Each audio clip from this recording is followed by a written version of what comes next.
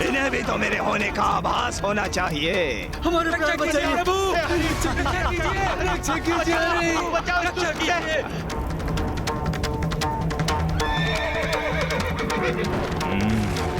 इसमें मुझे आनंद भी तो आएगा।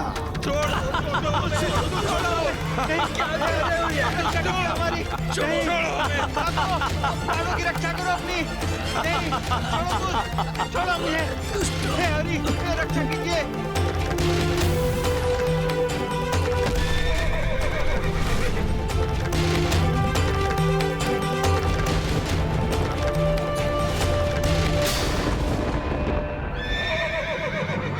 कौन है तू?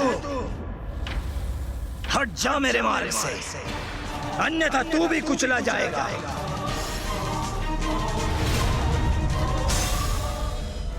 इतना दुस्साहस! तूने मेरे आदेश को भी अनसुना कर दिया। मैं तुझे अपने रथ के नीचे कुचल देता हूं, तब तुम्हें मेरी शक्ति का भान होगा। चलो।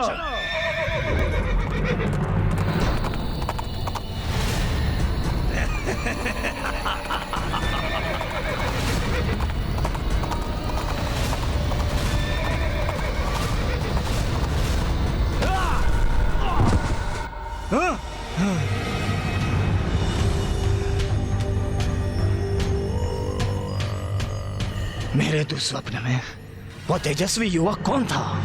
दुष्ट तारकासुर को तो प्रभु और माता की उस दिव्य लीला का कोई ज्ञान नहीं था, फिर उसे दुस्वप्नों के माध्यम से पूर्वाभास क्यों हो रहा था? और उसके स्वप्न में वो युवक कौन था? माता सभी को ये ज्ञात करा रही थी कि तारकासुर के अंत का समय निकट आ रहा था। इसीलिए अब परोक्ष रूप से माता ने तारकासुर को उसका परिचय देना आरंभ कर दिया था, जिससे उसकी भेंट अब शीघ्र ही होने वाली थी।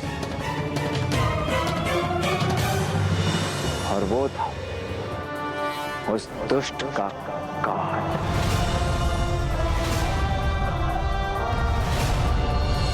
माता आदिशक्ति ने तारकासुर को उसके भयावह भविष्य की चेतावनी देना आरंभ कर दिया था। वो उस दुस्वप्न से अवश्य प्रभावित हुआ माता, किंतु क्या गुड़ेश जी? महाराज, कभी कभी व्यक्ति की अज्ञानता उसे संकट रहित होने का आभास कराती है। जैसे विशालकाय पक्षी शतुरमुर्ग पर जब भी कोई संकट छाता है तो वो सत्य को नकार कर अपना शीश मिट्टी में छिपा लेता है और सुरक्षित होने का भ्रम पाल लेता है। उसी प्रकार तारकासुर भी भ्रम उत्पन्न कर सभी चेतावनियों को नकार रहा था, किंतु सत्य को चाहे कितना भी नकार ले, वो सत्य ही रहता है।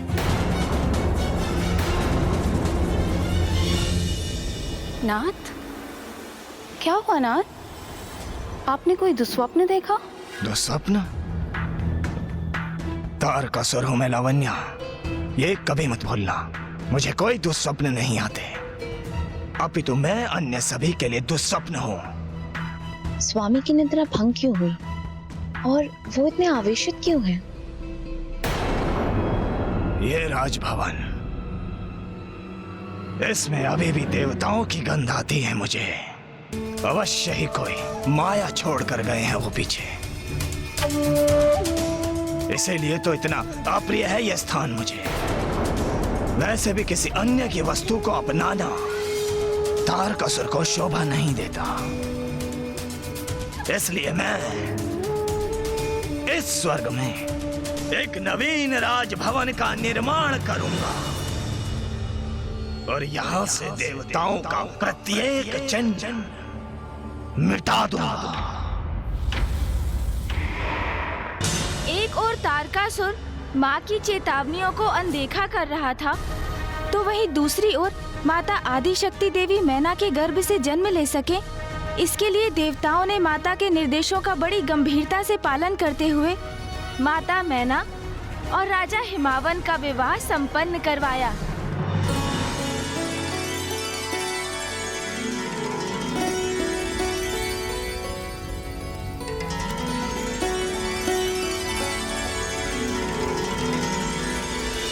माता मैना और हिमावन जी सुखमय दाम्पत्य जीवन व्यतीत करने लगे। वहीं तारकासुर देवताओं के प्रत्येक चिन्ह तक को मिटाने के लिए आतुर था।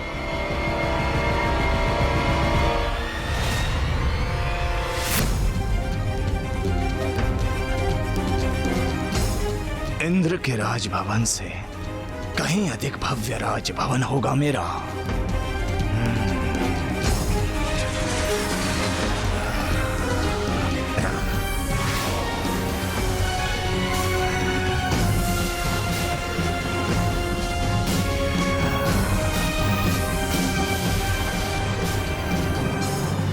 देवताओं का राजभवन नहीं चाहिए मुझे। मैं स्वयं अपना नगर बसाऊंगा यहाँ,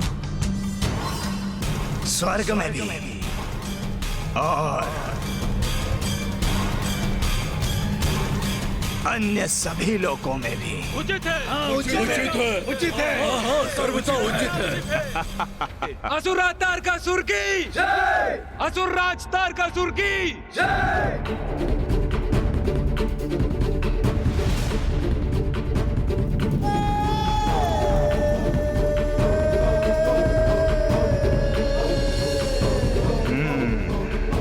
उचित है। तो ये है शेष लोक। हाँ, वहां भी मेरे नवीन भवनों का निर्माण होगा।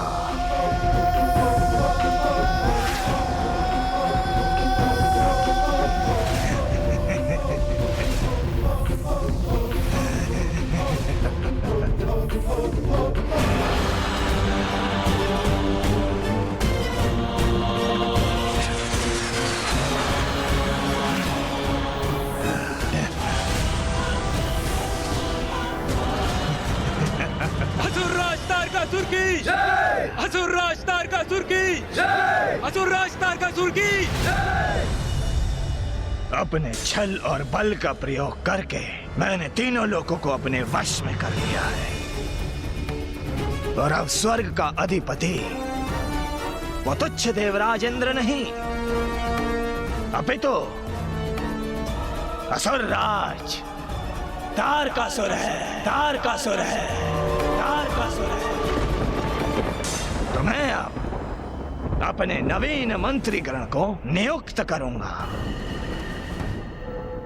अक्षमन तारकासुर के प्रतिनिधि होने के नाते आज से किसी भी हवन कुंड में अग्नि प्रज्वलित नहीं होने दोगे।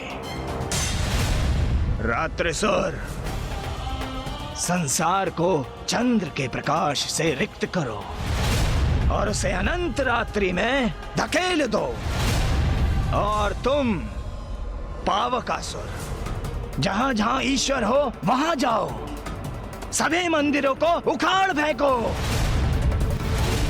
और तुम विजल वरुण लोक जाओ और सूखे की स्थिति उत्पन्न करो।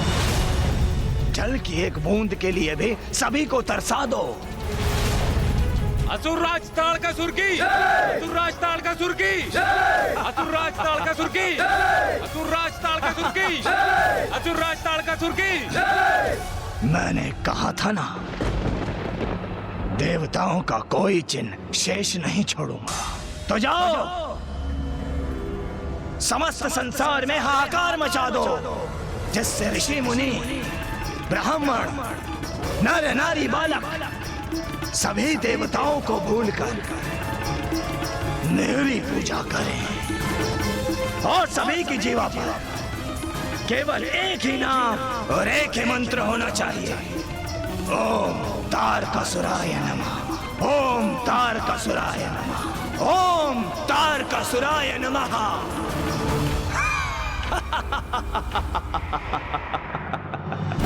माँ ही प्रकृति है,